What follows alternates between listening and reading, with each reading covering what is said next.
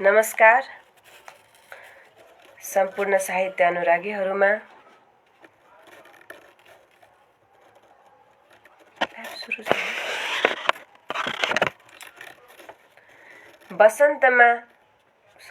बगैँचामा बसन्त आई मगमग बास्न छाओस्। हजुरहरूको अनुहारमा न्यानो उज्यालो छाओस्। मानिसको मुटुमा लघु कथाले शीतलता छाओस्।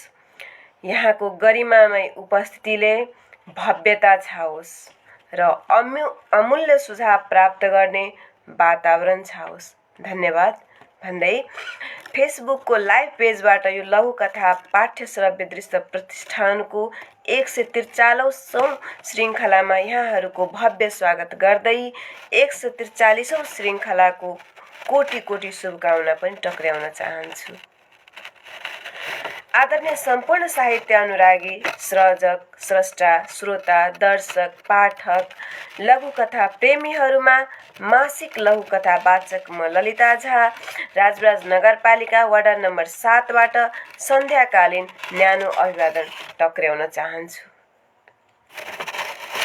यस लघुकथा पाठ्य श्रव्य दृश्य प्रतिष्ठानलाई माया गरेर आफ्नो अमूल्य समय खर्ची जुन स्नेहाशिष दिनका लागि पाल्नु हुने सम्पूर्ण श्रोता, दर्शक, पाठक वर्गमा मेरो तर्फबाट हार्दिक अभिनन्दन गर्दछु। कोटि कोटि नमन पनि छ।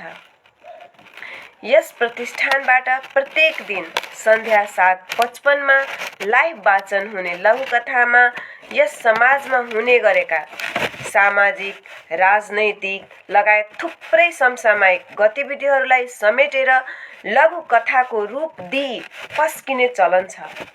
त्यसैले यस कथाका श्रवणले विभिन्न भावको रसास्वादन पनि गर्न सकिन्छ। आफ्नो बौद्धिक खुराक प्राप्त गरी मानसिक सन्तुष्टि पनि प्राप्त गर्न सकिन्छ। यस 143औं श्रृङ्खलाको वाचनको जिम्मेवारी पाएकोमा यस संस्थाको एडमिन मनोहर पोखरेलज्यू, नन्दलाल आचार्यज्यू लगायत सम्पूर्ण लेखक, सङ्कलक, निर्णायक, विद्वत वर्गमा विशेष आभारका गुच्छाहरू अर्पण गर्दछु। सदाझैँ आज पनि अनलाइन अथवा अफलाइन सुनेर आफ्नो मिठो तितो सत्य तथ्य टीका टिप्पणी गरेर सही बाटो औल्याइदिनुहुन्छ भनी आशा राखेकी छु। यहाँहरूको पृष्ठपोषण सकारात्मक सुझावले हाम्रो लेखन तथा वाचन शैलीमा निखार आउनेछ भनी अपेक्षा राखेको छु। लघुकथा लेखक वर्गज्यूसँग उहाँको रचना वाचन गर्ने अनुमति पनि माग्दछु। केही त्रुटि भएमा अमूल्य अभिमत प्राप्त गर्ने सौभाग्य पनि चाहन्छु। हस्त आज मिति 2078 फाल्गुन 27 गते शुक्रबार, तदनुसार ईस्वी संवत 2022 मार्च 11 शुक्ल नवमी तिथि बेलुकाको समय 7:55 मा म 5 वटा लघुकथा लिएर उपस्थित भएकी छु। आज वाचन गर्नुपर्ने लघुकथाहरूमा का शीर्षक, त्यसका रचयिताका नाम यसरी छ। एउटा विवाह शीर्षकमा लेखिएको छ, जसका लेखक यो मैले फेसबुकबाट साभार गरेको छु, सन्तोष कार्की मौसुफ ज्यू हुनुहुन्छ। त्यस्तै गरी अर्को कथा पनि छ जसको नाम हो भिखमङ्गा। ऊ चाहिँ मैथिली भाषामा लिएर आएको छु। सदाझै मैले आफ्नो वाचनमा एउटा मैथिली कथा वाचन गर्ने गरेको छु। त्यसको लेखक हुनुहुन्छ पत्रकार सेनानी श्री वैद्यनाथ झाजी। उहाँको कथा पनि म वाचन गर्नेछु जुन मैथिलीमा रहेको छ र अरू 3वटा नेपालीमा पनि हुनेछ। त्यसपछि अर्को रहेको छ एउटा लाले र लाली। यो चाहिँ बाल कथा हो। यो पनि म वाचन गर्नेछु। यसका लेखक र पुस्तक बनाउने काममा अत्यन्त यो बच्चाहरूको हो ले गर्नुभएको छ भाषा सम्पादन पुरुषोत्तम घिमिरेज्यूले। र उहाँको हो। त्यस्तै गरी एउटा अर्को मैथिलीमा रहेको छ चलाख कोइली, जसका लेखक नीलम मिश्रजी शिक्षक नीलम मिश्रजी हुनुहुन्छ। उहाँ मावि शिक्षक के माविको हुनुहुन्छ। उहाँले लेख्नु भएको कथा हो चलाख कोइली, जुन मैथिलीमा आधारित छ। म यसरी वाचन गर्नेछु यहाँहरू समक्ष। हस्त यति भन्दै यो र म नेपालीमा पनि यसलाई ट्रान्सलेट गर्छु, नेपालीमा पनि भन्ने कोसिस गर्छु। अन्त्यमा यी लघुकथालाई रुचाइदिनु भयो होइन, र यहाँहरूले दिनुहुनेछ, सेयर पनि गर्नुहुनेछ आशा राख्दै म यो लघुकथा वाचन गर्न गइरहेको छु।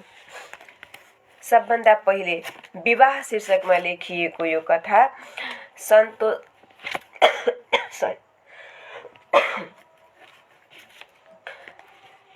माफी माग्दछु।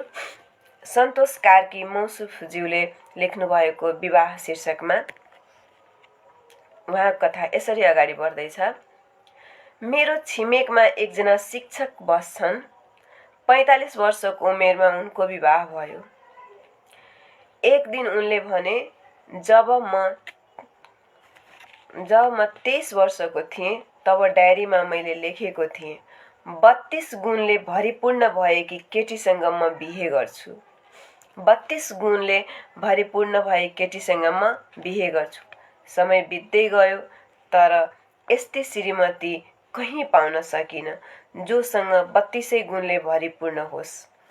ठिकै छ, यो गुण नभए पनि मलाई मन्जुर छ भन्दै, त्यो गुण नभए पनि मलाई मन्जुर छ भन्दै प्रत्येक महिनै पछि, प्रत्येक वर्षै पछि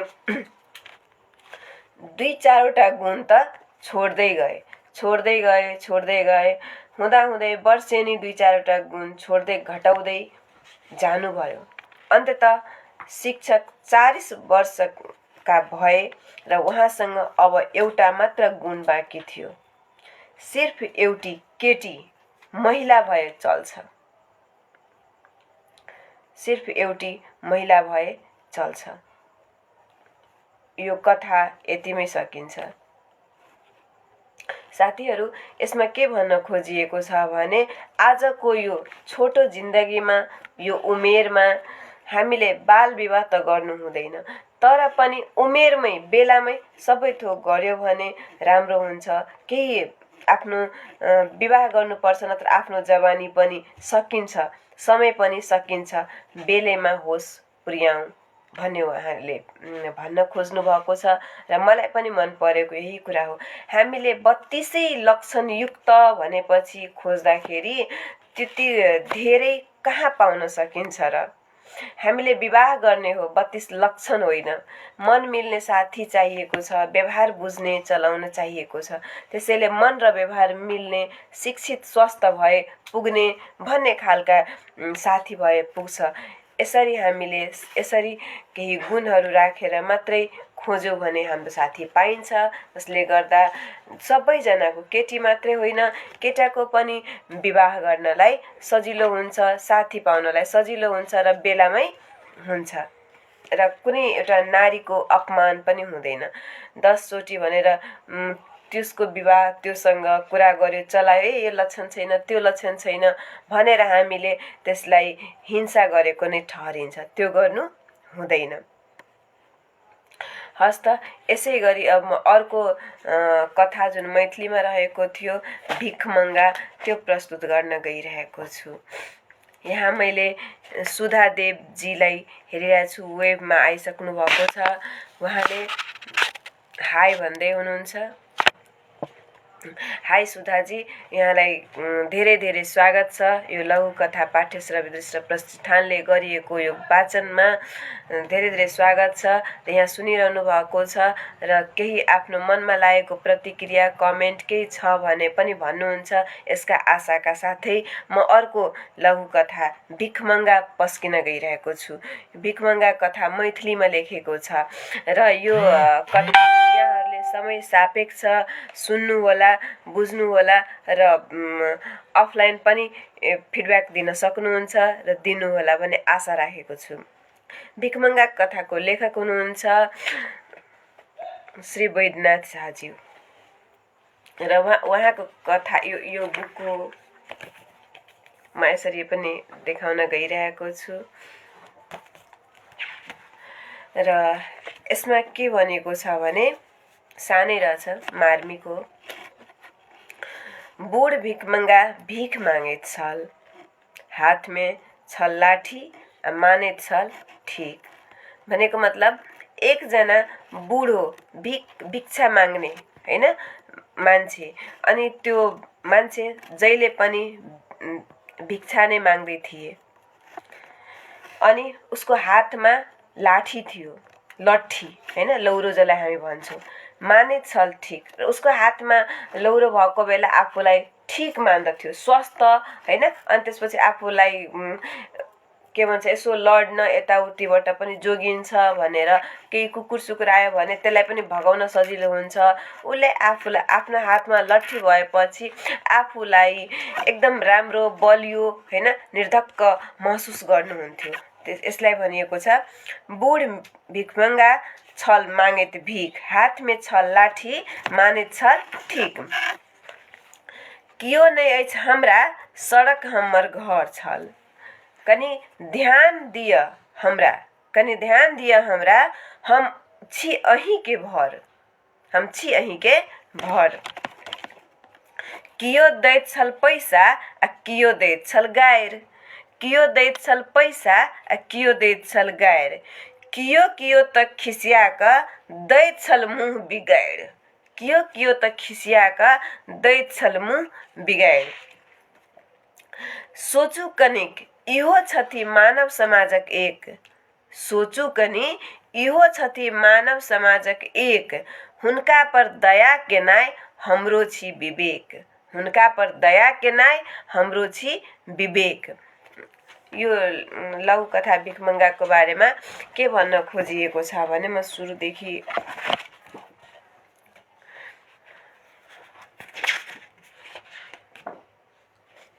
एकजना बुढो भिखमंगा भिख माग्ने मान्छे थियो हैन। अनि त्यो भिख मागेर आफ्नो पालन पोषण गुजारा गर्दै थियो र आफूलाई ठीक कर्तव्य भनेर गरिरहेका थिए।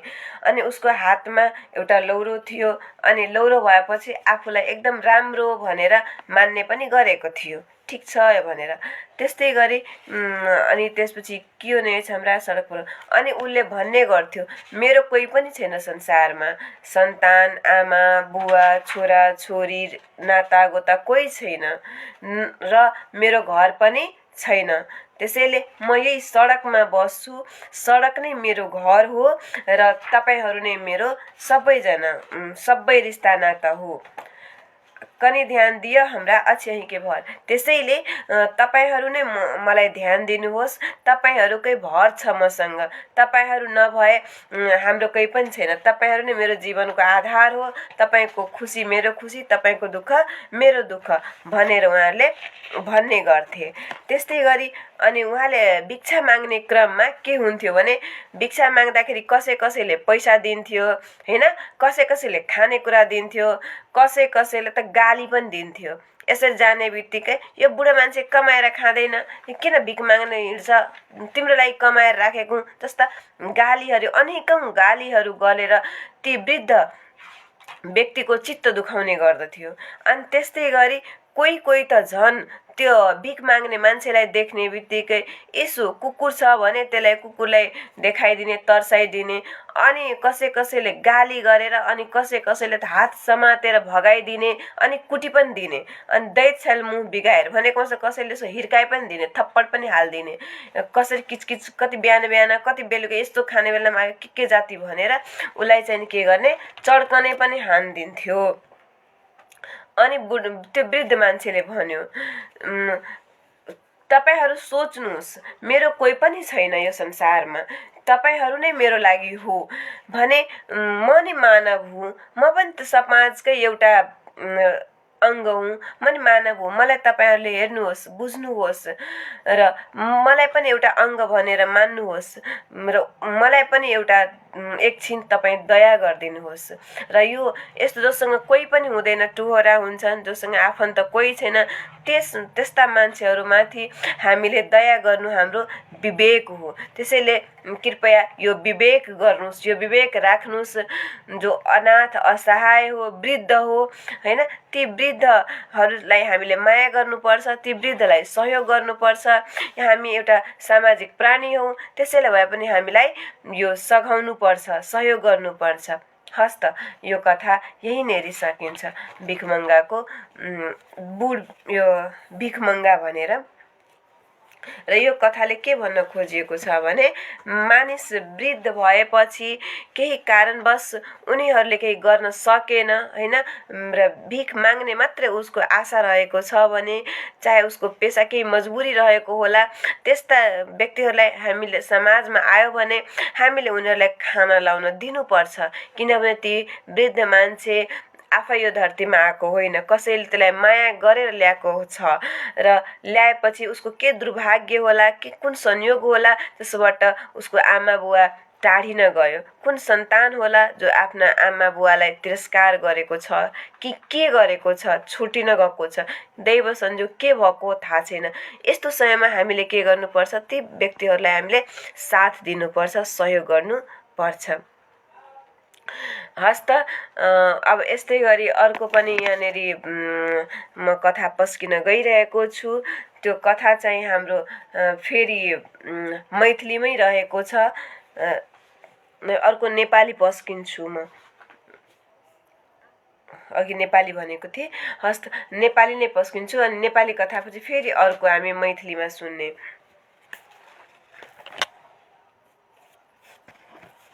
यो कथा रुसी लोककथामा आधारित एउटा कथा हो हैन, र यसको भाषा सम्पादन पुरुषोत्तम घिमिरेले गर्नुभएको छ। यो चाहिँ हामी बाल कथा हो। यो हामी कथा भनेपछि जो पनि हुरुक्क हुन्छौँ बालकदेखि वृद्धसम्म, त्यसैले म आफ्नो वाचनको पालोमा बाल कथा र एउटा मैथिली कथा विशेष पनि ल्याउने गरेको छु। त्यसर्थ म आज यो बाल कथामा यो राखिरहेको छु। लाले र लालीको घर खोलामा थियो। लाले र लालीको घर खोलामा थियो। लाले र लाली खोलामा पौडिरहेका थिए। धेरै पौडीपछि किनारमा आए। लाले र लाली खोलामा पौडिरहेका थिए। धेरै पौडिएपछि किनारमा आए। लालीले भनी, सरर पिङ खेलौ न अब, कति पौडिनु मात्र। सरर पिङ खेलौ न अब, कति पौडिनु मात्र। लाले र लालीले पिङ बनाउने निधो गरे। अनि लालेले एकैछिनमा डोरी बोकेर आयो। लाले एकैछिनमा डोरी बोकेर आयो, खोजेर आयो। अनि लाले र लालीले पिङ बनाउने रुख खोज्न थाले। धेरै हिँडे तर रुख पाएनन्। जति पनि रुखहरू थियो ती सबै साना साना, कि नदीको छेउमा कि त च्याउ थियो कि त झारपात थियो। त्यो पिङ लगाउने खालको रुखै थिएन। आखिरीमा उनीहरूले दुईवटा मिलेका दरा बिरुवा देखे। बिरुवा पानीबाटै चढ्न सकिन्थ्यो। बिरुवा पानीबाटै चढ्न सकिन्थ्यो। यसको मतलब पानीमा बिरुवा थियो हैन। लाले एउटा बिरुवामा चढ्यो, लाली अर्को बिरुवामा चढी। दुवैले डोरी बाँधेर पिङ हाले। लाले र लाली पिङमा चढे। सरर चचहुई, सरर चचहुई गर्दै लाले र लालीले खुब पिङ खेले। पिङ त माथि माथि गयो। पिङ त माथि माथि गयो, माथि माथि गयो, माथि माथि गयो। लाले र लाली डराए। पिङ हामीले हुइकिए जति भन्दा पनि बढी माथि गइरहेछ। यो कसरी माथि गइरहेछ पिङ? पिङ हालेको बिरुवाको तल हेरे। कुन यो जादुवाला बिरुवा रहेछ? तल हेर्दाखेरि जरा नै उखेलिएछ। लाले र लाली अझै डराए। जरा नै उखेलेपछि लाले र लाली अझै डराए। दुवै माथि हेरे। ओहो, ठुलो सारस पो रहेछ। उनीहरूले सारसको खुट्टामा पो पिङ हालेका रहेछन्। लाले र लालीले सारसको खुट्टामा पिङ हालेका थिए। अनि सारस त उड्ने हो हैन, उडिरहेको थियो। भन त लाले र लाली कहाँ पुगे होलान्? यो बालबालिकालाई लाले र लाली कहाँ पुगे होलान्? ती रमाइलो ठाउँमै पुगे होला अघि।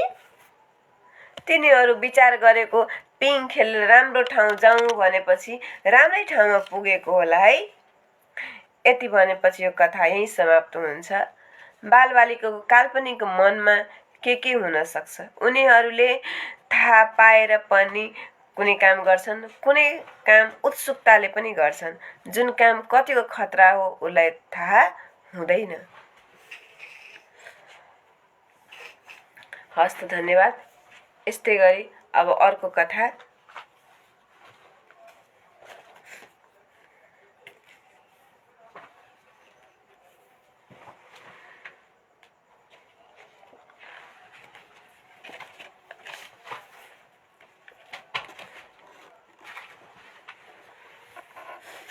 चलाख कोइली हैन, यसबाट चाहिँ हामीले नीलम मिश्रज्यूको कथामा वाचन गर्ने अनुमति मागेको छु र उहाँको कथामा वाचन गर्दैछु। यस कथाको भाषा सम्पादन देवेन्द्र मिश्र सरले गर्नुभएको छ हैन, र त्यो कथामा वाचन गर्न गइरहेको छु। दुईटा खोता छल, एकटा में कोइली छल, दोसर में कौआ छल। ओ सब डिम्मा देलक। अपन कोइली अपन डिम्मा के कौआ के खोता में राखलक। डिम्मा सब बच्चा निकलल। कौआ बच्चा के पोस लागल। बच्चा नमहर भेल। कोइली बच्चा के ल क चलि गेल। कौआ आश्चर्य में पड़ गेल जे कौआ कोइली के खिहारे लागल जे हमर बच्चा ल क किया चलि गेल। अनि तैया से कौआ सब दिन कोइली के देखैया त खिहारित रहिया हमर बच्चा के ल क किया चलि गेल। से अखनो तक कौआ नहीं बुझ सकल छे जे कोइली एते चलाक होइया जे अपन बच्चा देने रहे छे हमरा लग में। आ ओ अहाँ के बच्चा नहीं, कौआ के बच्चा ल क नहीं जाय छे, अपन बच्चा ल क चल जाय छे। लेकिन कौआ के बुझाय छे त हमर बच्चा ल क गेल, तैला वो अखनो तलिक सब दिन हरदम जखने कौआ कोइली एक ठाव में होय छे त कौआ की केलक, कोइली के खिहार लागल। भर सकते कौआ कोइली के खिहारित रहते अखनो तक। अब यसलाई म नेपालीमा भन्दैछु। दुटा खोता छन्, दुईवटा गुड थियो। एउटामा कोइली चरी बस्थ्यो, अर्को दोस्रोमा काग बस्थ्यो। अनि काग र कोइली दुईटैले आफ्नो गुडमा आफ्नो अंडा दिएछ हैन। त्यसले बच्चा जन्माउँदा गुडमा के दियो त? अंडा। अनि कोइली आफ्नो चाहिँ अंडा लिएर त्यसमा गयो, कागको गुडमा हाल्दिएछ। अनि त्यसपछि कागले बच्चालाई कोरल्दा त उस्तै सबै उस्तै। अनि कागले नै यो त्यो आफ्नो बच्चालाई, कोइलीको बच्चालाई पनि आफ्नै बच्चा ठानेर होला सबै, किनभने अंडाहरू त्यस्तै हुन्छन् सेतै। अनि त्यसैले सबै कोइली र कागको बच्चा पनि बच्चामा कालै हुन्छ। यिनीहरू कालो थियो र उसले सबैलाई के गर्यो त? पाल्यो। कोरेली पछि पाल्न थाल्यो। पालेपछि अब दाना खाएर उड्ने बेला भयो हैन। अलिकति ठुलो भयो, नमहर भेल, अलिकति ठुलो भयो ती बच्चाहरू। अब उड्न बोल्न थाल्छ कि कागले चिनेर समाउला भन्ने कोइलीलाई डर लाग्यो। अनि कोइली ठ्याक्कै त्यही समयमा आएर आफ्नो बच्चा त्यो कागको गुडबाट लिएर भागिहाल्छ। कागको गुडबाट लिएर भागेपछि तिनीहरू अब कागले मेरो बच्चा लग्यो कोइलीले भनेर उसलाई पछ्याउँछ। पछ्याउँदै जहिले पनि पछ्याउने क्या, मेरो बच्चा लिएर किन गइस् भनेर पछ्याउने। र आजसम्म त्यही परम्पराले होला, त्यही सोचले होला आजसम्म कागले कोइलीलाई पछ्याउँदै गरेको छ। कहिले पनि काग र कोइली भेट्यो भने कागले कोइलीलाई पछ्याउँछ। भाइ बहिनीहरू, तपाईँहरूले सुन्नुभएको होला, यो हेर्नु भएको होला, जतिखेर पनि कागले कोइलीलाई पछ्याउँदै गरेको त्यो किन पछ्याउँछ होला, यो एउटा कथा हो। र यो एउटा कथाले तर्क राख्छ कि राख्दैन त्यो पनि विचार गर्नु होला। तपाईँहरूलाई कस्तो लाग्यो त्यो पनि विचार गर्नु होला। र यो कथा यहीँनेरि सकिन्छ। यस कथाबाट के सिक्न सकिन्छ भने आफ्नो गुडमा आफ्नो घरको ख्याल राख्नुपर्ने हुन्छ। जसले आफ्नो घरको राम्ररी ख्याल गर्दछ त्यसलाई अरूले ठग्न सक्दैन। यो चलाख कोइलीले जसरी कागलाई ठगिहाल्यो त्यसरी अरूले नठगोस्। त्यसैले हामी आफू बसेर आफ्नो बालबालिकाको घर परिवारको चौतर्फी नजर राखौँ र हामी केयर गरौँ। यसरी गरेनौँ भने अरूले हाम्रो फाइदा उठाउन सक्छ र ती हामी भ्रममा बाँच्न सक्छौँ कि अरू पनि हाम्रै हो, तर सबै आफ्नै हुँदैन, कोही हाम्रो फाइदा पनि उठाउन सक्छन्। र सक्यो कोइलीले जस्तै, अल्छे कोइली होइन, चलाख कोइली। यो कथा यहीँनेरि सकिन्छ। हस् त, धन्यवाद। अब म अन्तिम 5औं कथा यहाँ वाचन गर्न गइरहेको छु। 5औं कथा 5वटा बाँच्नुपर्ने भएकोले र टाइम पनि 8:30 हुन लाग्यो, हाम्रो सकिने टाइम हुन आँटेको छ। सानै छ यो कथाको नाम छोरीको विवाह।